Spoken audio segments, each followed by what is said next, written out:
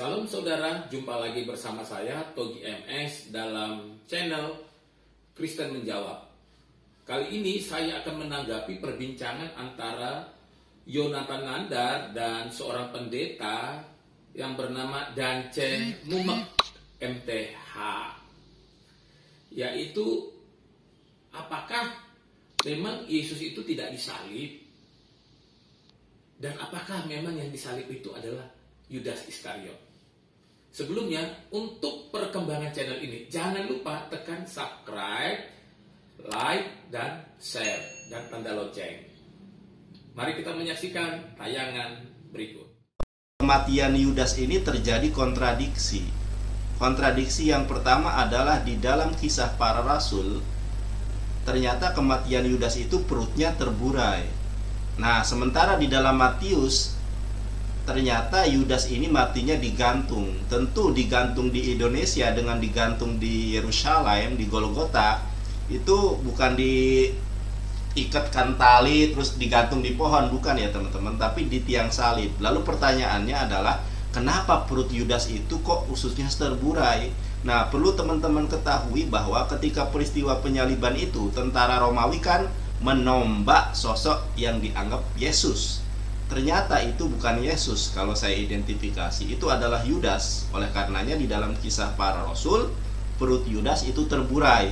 Nah, sekarang kok Bapak memiliki pandangan yang sama dengan saya? Padahal ini analisa saya loh, Pak. Apakah Bapak memiliki sebuah pengalaman pribadi tentang ini atau gimana, Pak?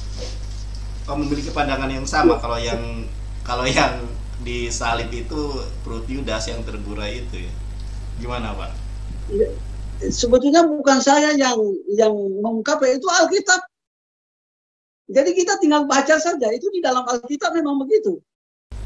Jadi kalau begitu bukan Yesus yang disalib, Pak. Kalau begitu bukan Yesus yang disalib. Tetapi Alkitab sendiri menyatakan bahwa yang disalib itu adalah Yudas, karena perut Yudas yang terburai, dan perut Yudas lah yang ditombak oleh tentara Romawi. Oleh karenanya di dalam Matius itu dikatakan Yudas digantung. Tentu digantungnya bukan di atas pohon, tetapi di tiang salib. Lalu kenapa perut Yudas Oke, baiklah. Apakah memang Yesus itu tidak disalib, ataukah Yudas yang disalib? Kalau kita melihat di Matius 27 ayat 5 dikatakan, maka ia pun melemparkan uang perak itu ke dalam bait suci, lalu pergi dari situ dan menggantung diri. Di ayat ini disebutkan bahwa Yudas itu mati menggantung diri, bunuh diri. Lalu dalam Kisah Para Rasul 1 ayat 18 dikatakan, Yudas ini telah membeli sebidang tanah dengan upah kejahatannya. Lalu ia jatuh tertelungkup dan perutnya terbelah sehingga semua isi perutnya tertumpah keluar. Di ayat ini disebutkan Yudas mati karena jatuh tertelungkup dengan perut terbelah dan isi perutnya tertumpah keluar. Jadi Matius 27 ayat 5 itu hanya membahas cara kematiannya. Dan Kisah Rasul 1 ayat 18 itu membahas bagaimana kematiannya, bagaimana kondisi kematiannya.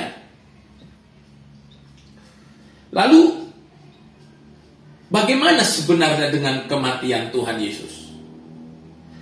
Kalau kita membaca Yohanes 19 ayat 33 sampai 34 dikatakan, tetapi ketika mereka sampai kepada Yesus dan melihat bahwa ia telah mati, mereka tidak mematahkan kakinya. Tetapi seorang dari antara prajurit itu menikam lambungnya dengan tombak dan segera mengalir keluar darah dan air. Jadi kalau Yudas itu tadi dikatakan bahwa dia itu mati terjatuh tertelungkup dengan perut terbelah dan isi perutnya tertumpah keluar.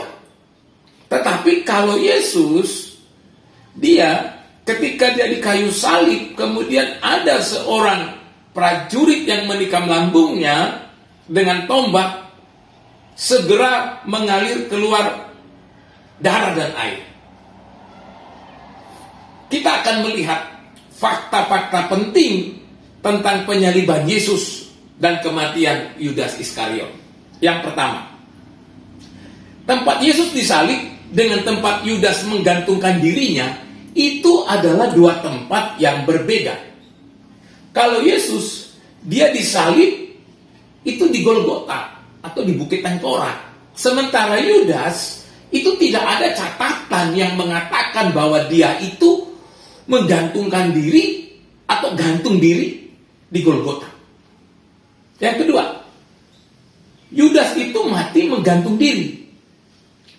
Jika Yudas mati disalib, berarti Yudas menggantungkan dirinya di atas kayu salib.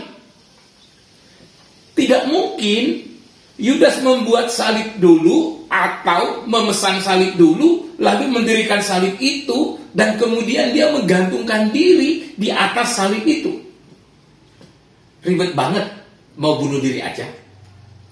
Sementara Yesus itu disalibkan oleh prajurit Romawi dengan kaki dan tangan yang terpaku di kayu salib. Yang ketiga, jika Yudas tergantung di kayu salib, siapa yang menyalibkan dia? Dan atas tuduhan apa Yudas disalib? Yang keempat, pada saat Yudas mati gantung diri, dikatakan perutnya terbelah dan isi perutnya tertumpah keluar. Sementara Tuhan Yesus pada saat lambungnya ditikam oleh seorang prajurit Romawi, yang keluar itu darah dan air. Jadi berbeda. Kalau Yudas dikatakan perutnya terbelah dan isi perutnya tertumpah. Isi perutnya tertumpah. Sementara Yesus pada saat ditikam oleh seorang prajurit Romawi, itu yang keluar darah dan air. Memang Yudas dan Yesus itu sama-sama mati. Tetapi harus diingat bahwa kematian mereka berbeda waktu, kematian mereka berbeda tempat. Yang ketiga, cara matinya juga berbeda. Jadi, dengan kata lain, kita tidak bisa mengkaitkan antara kematian Yudas dengan kematian Yesus di kayu salib. Jelas, itu dua peristiwa yang berbeda. Kesimpulannya, Yesus mati di kayu salib dan Yudas mati gantung diri. Tuhan Yesus memberkati.